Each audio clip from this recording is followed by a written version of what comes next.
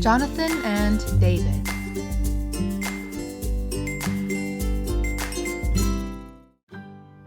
Saul had not only David but also great servants and generals.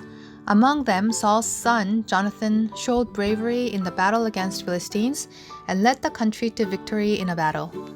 In 1 Samuel chapter 14, this is what Jonathan said to the soldiers who were shaking in fear before the battle against the Philistines. "The victory that the Lord allows does not depend on the size of the army."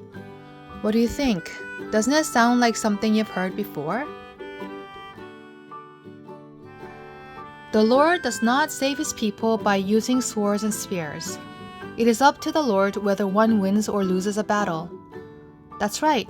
That is what David said to Goliath in the valley of Elah.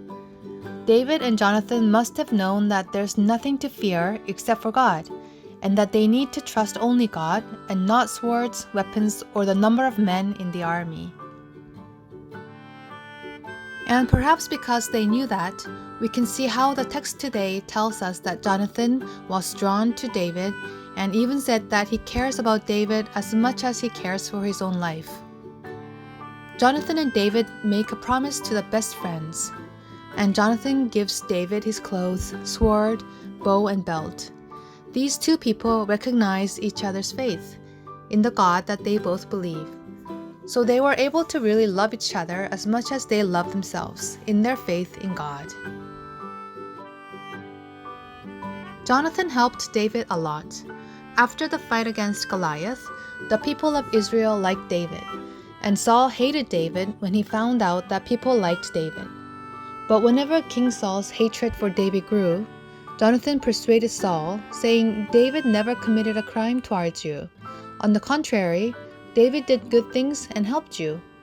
Saul seemed to calm down a little when he listened to Jonathan, but he eventually tried to kill David again. So Jonathan told David about Saul's plots to kill him and helped him to escape. When Saul and Jonathan died and David became the king, David thought of Jonathan and showed grace to Jonathan's descendants. He saved Jonathan's son, Mephibosheth, and gave him land and home. And he always ate with Mephibosheth at the king's table.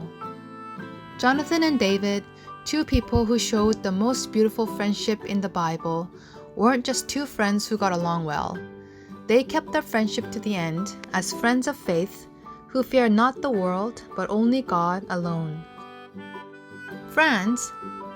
We all have friends, right?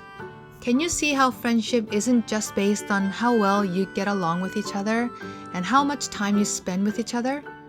Like Jonathan and David, I hope that we are all able to build strong friendships in our faith in God.